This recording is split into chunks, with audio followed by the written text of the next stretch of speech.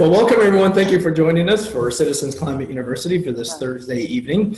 I think we are blessed to have two of our CCL staffers on the line tonight, Ms. Madeline Para and Ms. Ellie Sparks. And as you can see on the screen, they're going to talk to us about engaging new volunteers. We know that there's been a pretty big influx of new volunteers into our organization as of late, and so that's what the discussion will be about tonight. There's a picture of Madeline on your screen. She's a CCL program director, and there's young Ellie Sparks, the director of field development, and then that's myself, Ricky Bradley. I'm going to walk you through some of the tools that we have online as well that will help you with the process a little bit later.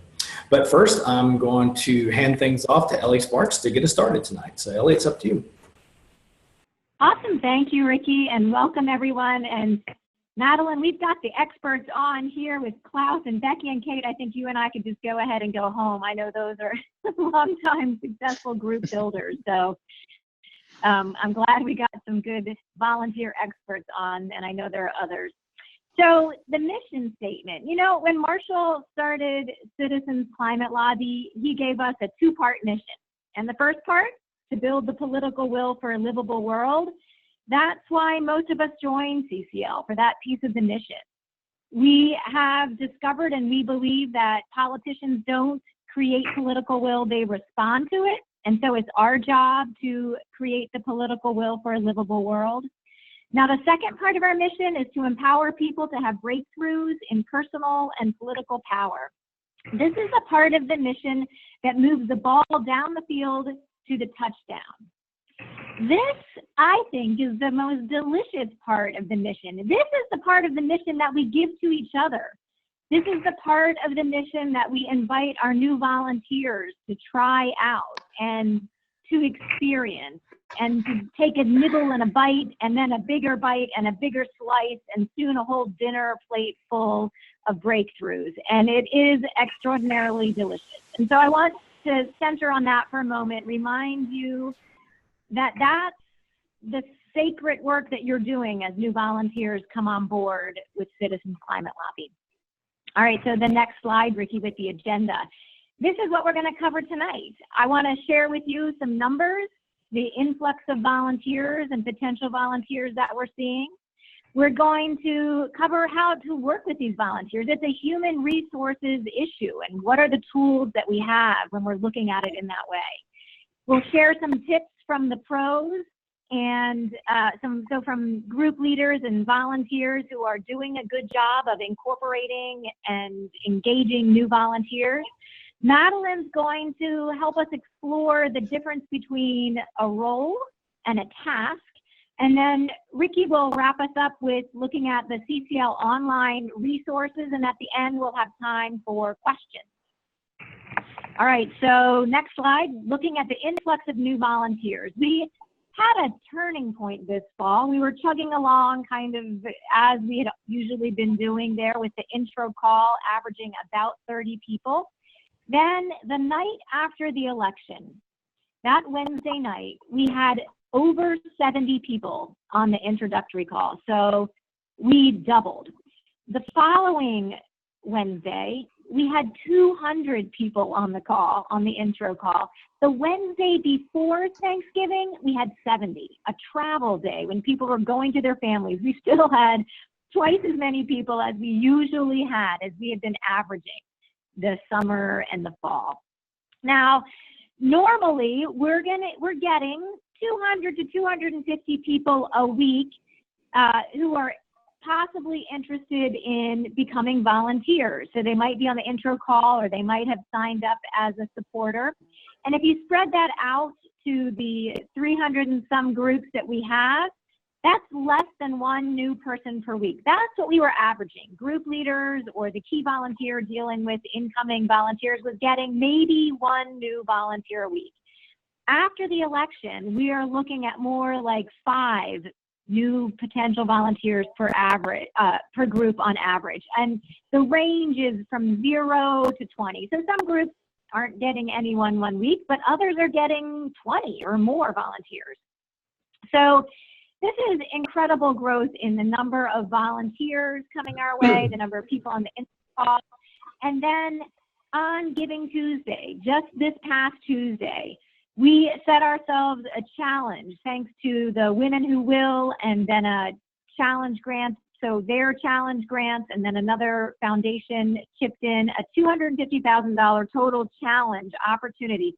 We were hoping, crossing our fingers, that we would get to that 250. And we blew through that by early afternoon, ending the night. The Pacific Coast midnight clock rang, and we had $449,000 that people had donated. Add to that the $250,000, and we are up to almost $700,000 that we raised in the past 3 weeks. So incredible interest in what we're doing, appreciation for what's going on. People are saying things like, my sister volunteers with you. She asked me to donate. That's why my neighbor is one of your volunteers. People are so thrilled with the work that you're doing, and they're chipping in their money as well. So those are the numbers. So let's click to the next slide, human resources. So where are these people coming from? How are they landing in your inbox, so to speak, online? Well, obviously, first of all, the intro call, we looked at those numbers. Our groups have forwarding emails. If you're a group leader, you know about that. Or if you're the volunteer who gets that forwarding email, we've got that set up for every group. So sometimes people, potential volunteers, go looking around our website. They want to know who is their local, where is their local group. They find that, they email you, hey, I'm interested, how can I help?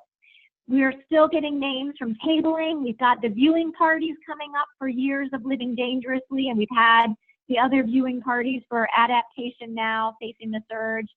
And people are hearing more and more from neighbors, friends, acquaintances, people at their house of worship, people at work. I'm interested and want to get involved. So we're getting potential volunteers from a variety of places. Now, what do you do when you've got these names, when someone's given you a card or when you've gotten that referral from the intro call?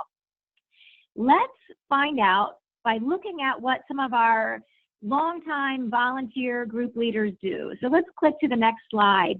Tips from a pro, Don Adu. I love Don's story. Don started the year after I started, maybe, within that year.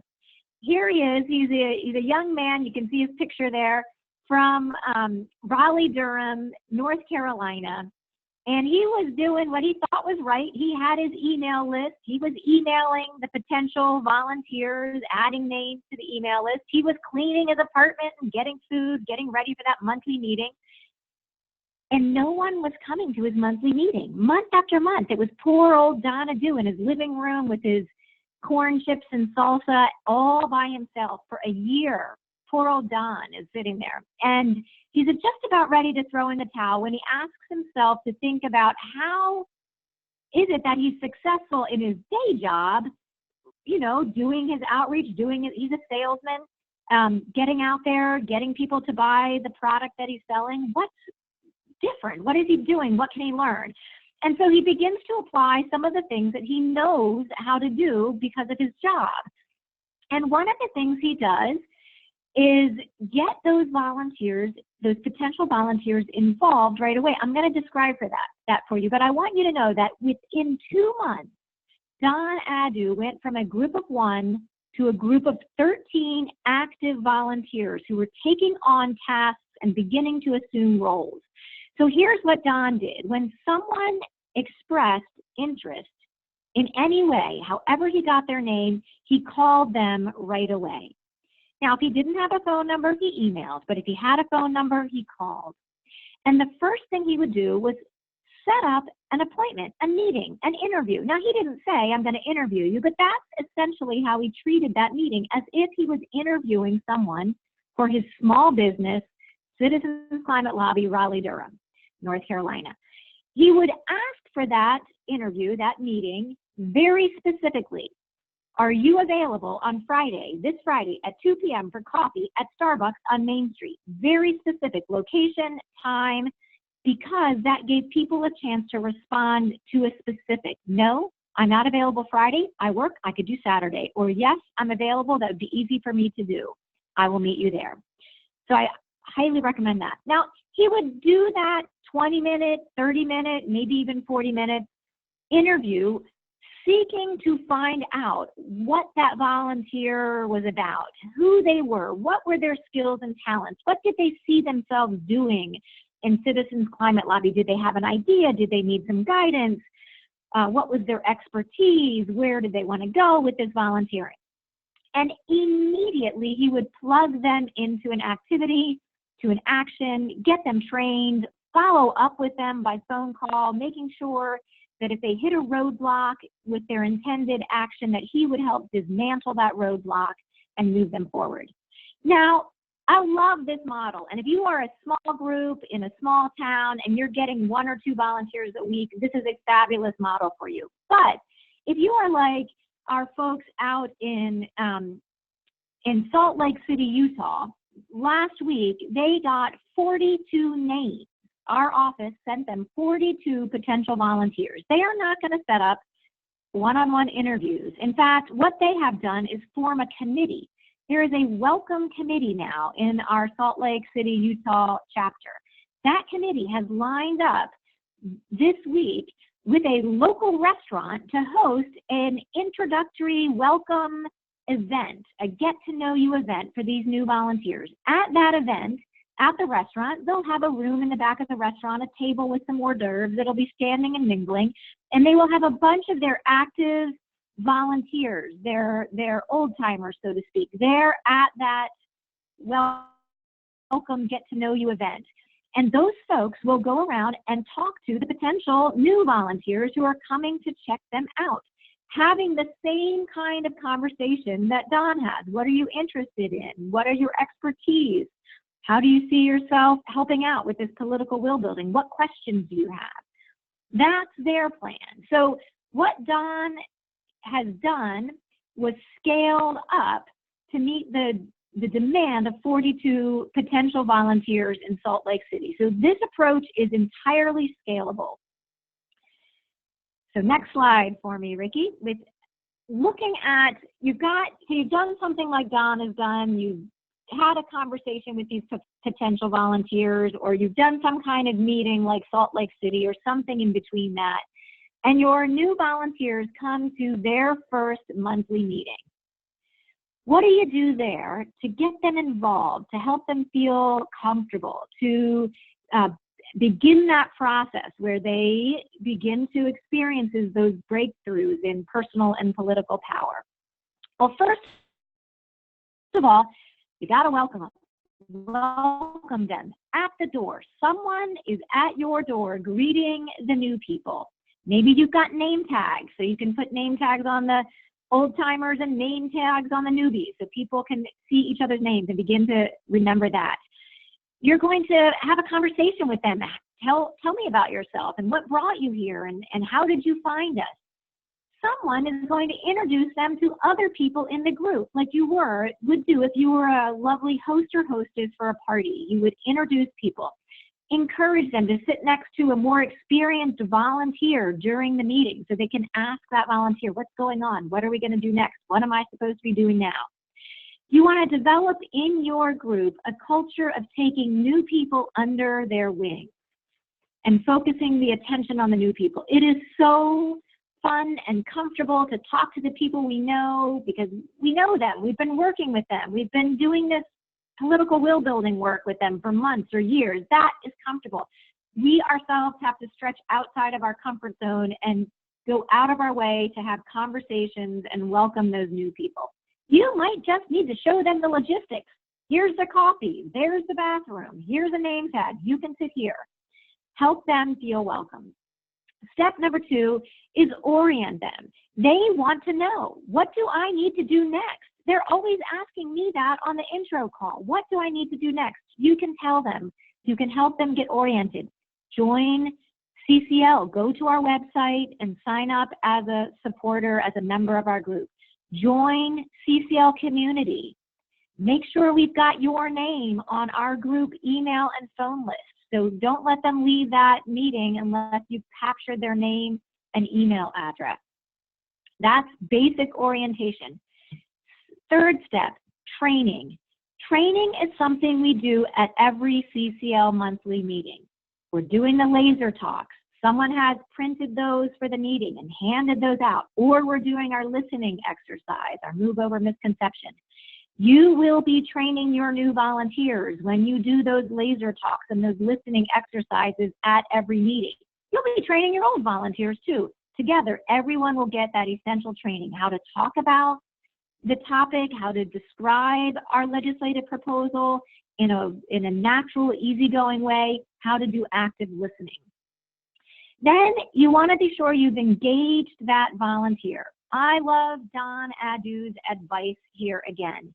Don Adu never lets a volunteer leave one of his monthly meetings without a task. Every single volunteer at his meeting has something they are going to do this month in between meetings. And Don does that right there in the meeting. He looks each volunteer in the eye when it comes to that part of the agenda, and he says, Lisa, one of the monthly action items is write letters to the editor. Would you be willing to write a letter to the editor? He asks her right there in the meeting. Now, some of our group leaders do that same kind of personal one-on-one asking for help with an action item in advance of the meeting. You certainly can call your volunteers on Wednesday or Thursday right before the meeting after we've given out the monthly action items. You can give them a call on the phone in advance. Hey, Bill, it's Ellie. We've got our monthly meeting on Saturday. We're lining up people to write letters to the editor. Would you be one of the letters to the editor writers? So then at the meeting, you can say, Bill and Lisa are writing letters to the editor. Does anyone else want to join them? What Don never does is say, who wants to write a letter to the editor? Because no one thinks that you're asking them. When you say who or will someone, they always look at their shoes because they're judging themselves harshly. She can't mean me. I'm not that good of a writer. So ask them directly. Now follow up. This is key. Check in with your volunteers, your most active volunteers, and especially those new volunteers mid-month, the fourth week of the month. That's halfway between monthly conference calls. Call them. Check in with them. Did you get the task done? Did you find CCL Community? Were you able to log on? Some folks have a hard time logging on right away. It's kind of a tricky thing, this CCL Community. It's not familiar. If someone gets stuck and you're unable to help them, they can reach out to one of our key volunteers, Sandy Simon. She is helping volunteers get on to CCL Community. Her email address is sandy.simon at citizensclimately.org. sandy.simon at citizensclimately.org. She can help your volunteers get onto community. Last step, empower. They have signed on to community. Are they ready for something more substantial? Maybe they can write a letter to their member of Congress, or maybe they bring food to the next meeting. Something that lets them take the next bite, the bigger bite.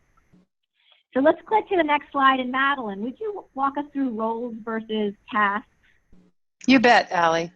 And as it says right there at the top, CCL provides the framework and our volunteers bring the creativity, and that has a lot to do with them picking a role that they want to be in. So Ellie was just talking about managing human resources and particularly engaging people by getting them involved in action. Well, the deepest engagements will come when someone's taken on a role in the organization. But, you know, usually somebody who's brand new, there are exceptions to this, but usually most people aren't going to jump into a role. They're going to want to start out with a task, with a first step. And that's just going to be more comfortable to people. So what's the difference between a task and a role? Well, I think of a task as a discrete item, whereas a role is about reaching for a goal and having a goal. It could be a big goal or a small goal, but usually there's a bunch of tasks that you come up with to meet that. Another way I think of it is that a task is like a what. It's what you're going to do, quite specific. And a role is more like a who you are. I am a something. So there's some examples on this slide. You want to show us the first one, Ricky? So a task could be write a letter to the editor. and some new people will be ready for that. That task could grow into a role and is something that you might want to help your person do. So eventually that could become the role of teacher, as in teaching other people how to write letters to the editor. Or if through their interest in the editorial page, they get to know the editorial page editor, they could take on a role of best friend of editorial page editor, which is a really useful role for somebody to have in your group. Another task that people sometimes do for us is to update the biography for your member of Congress. We like to do that about once a year. So that's a discrete task, but the who that could join into could be a citizen lobbyist or part of the lobby team. So in this sense, I'm talking in a more ongoing way than a one-time lobby visit. Or that could grow into and be one of the tasks of the congressional liaison.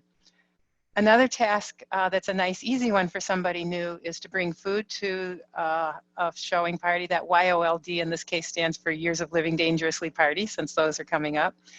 And that role that somebody could grow into who's interested in social things, if Ricky clicks the slide again, we'll see it, could be that you become a coordinator, so that you coordinate or organize a viewing party, or that kind of socially minded person might be somebody who turns into playing the role of the group's team spirit builder.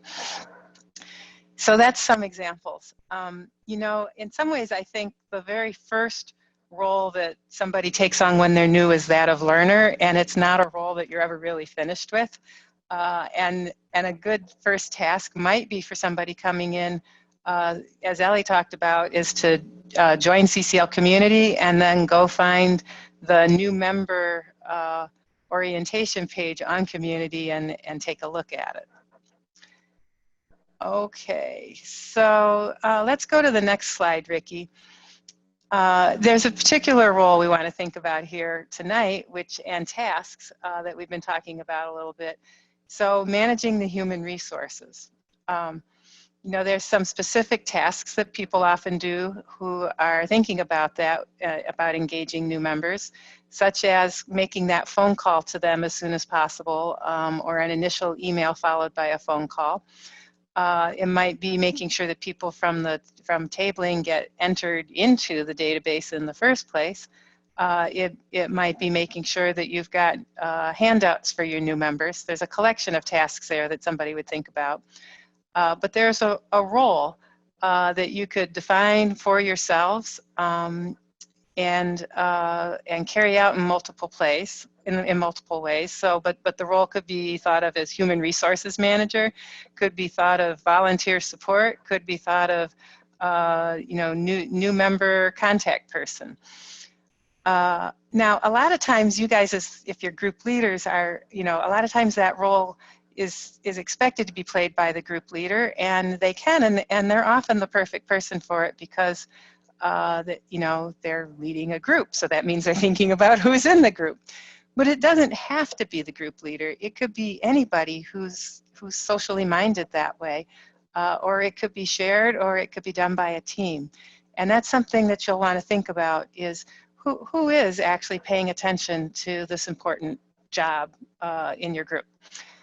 So that's it from me, and I think, Ricky, we're going to send this over to you now so that you can review the resources on community that are going to be useful to people. Absolutely. So thanks, Madeline. Thanks, Ellie. So there's a few, and for those of you on the phone, I'll give you the benefit. I'll just read through them, but then I'm going to show the folks who are online actually where they can find these things. So when new folks join, as Ellie and Madeline both mentioned, you know, you want to get them on the intro call. That's the call that Ellie does every Wednesday night. It just gives a great grounding of CCL, talks a little bit about our policy and about our history and our methodology, like why we do the things we do. So that's very important.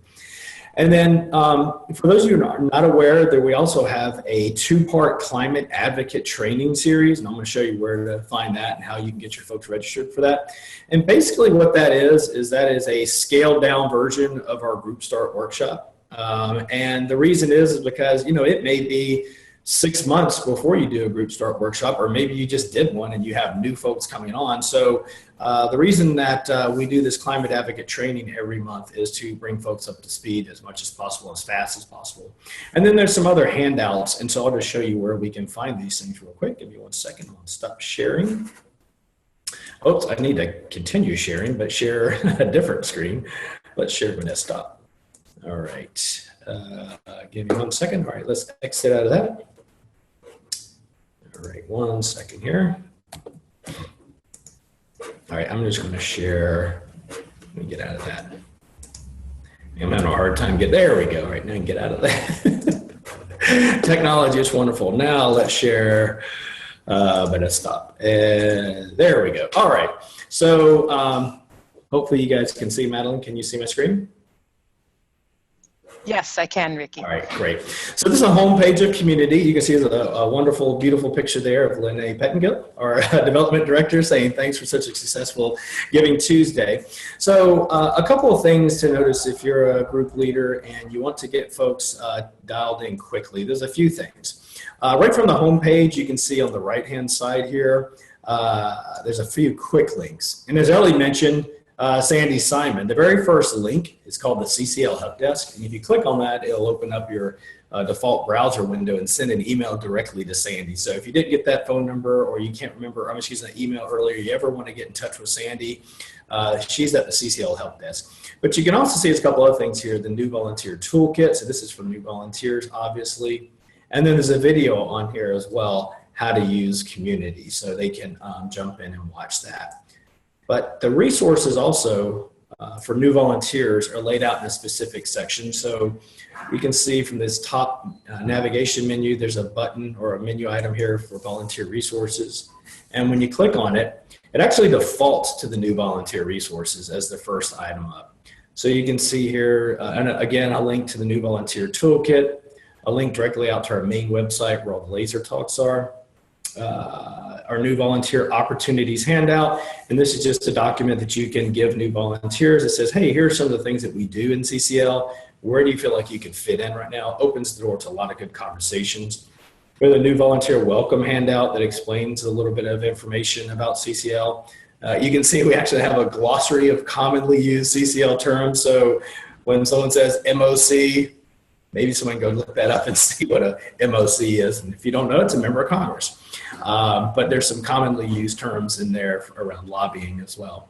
And then you also see here there's a button for training for our new volunteers. And either by clicking that or by clicking the CCU training navigation menu item at the top, you'll be taken over to our Citizens Climate University page. Now this one doesn't default to new volunteer training. It actually defaults with our webinar schedule, most recent webinars, as you can see. But you'll need to click on new volunteer training over here on the left-hand side. And then these are the links here. These are the recorded lessons. So there's a recorded introductory call, recorded climate advocate training 1 and 2. And then when you click on these, it's just going to take you out to our main website where you can see, we actually have them on video now. And as soon as that loads, you'll see they have the videos and the podcast. So folks can listen to those at any time.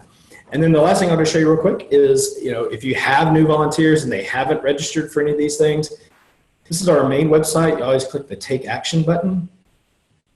And you can see here there's a link to join our intro call, and there's also a link for climate advocate training. This climate advocate training button takes you to the area to where you can sign up and register for the next one.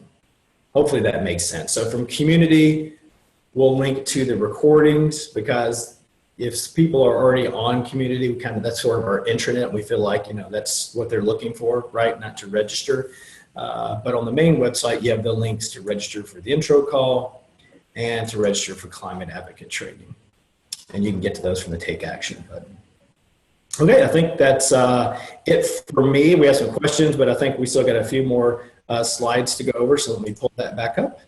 And give me 1 second, Ellie, and I'll pass it back off to you. Boom, boom. And for the current slide, and all right, Ellie, you're back on. Okay, awesome. So I love these pictures. The picture in that upper right-hand corner is our volunteers at the 2012 conference and lobby day in Washington, D.C. And we're holding these little fans. It was a hot day. None of the men you can see had their coats on. We were all sweating and hot. It was the start of our lobby day, and we gathered the volunteers. We had about 120, 30 some odd volunteers at that conference. And then you look at that big picture down below. That was this summer when we had over 1,000 volunteers. I love that. This is what love looks like in the time of climate change. It looks like people finding their courage, stepping way outside of their comfort zone, doing things they never had done before, reclaiming their democracy, showing up for their part of the equation. That's how you get a different end result, when you change one element in the equation. And that's what we're doing.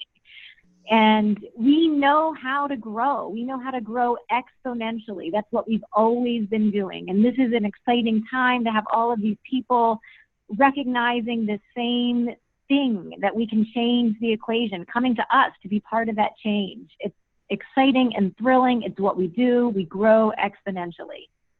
So last slide to review what we've covered, and then we'll open it up for questions. We looked at that big influx of volunteers after the election. What did those numbers look like? Really big, blowing us away, amazing, humbling numbers. We explored the idea of taking care of these potential volunteers in a professional human resources, volunteer management kind of way at the group level, being proactive. Who's going to do this work? Who's going to play that role? What tasks need to be done? We looked at some of our volunteers who have been doing this well, many of whom are on this call tonight. We pointed out Donna Du and also the folks in Salt Lake City. There are people who have done this before. If you get stuck with this kind of work, reach out. We will connect you with some of those folks who've got a good handle on this. Madeline talked us through the difference between a role and a task. First, get your volunteers to try a task. Build up those tasks to get more complicated and more interesting. Then it will evolve for them naturally into a role. And Ricky just took us through those resources online.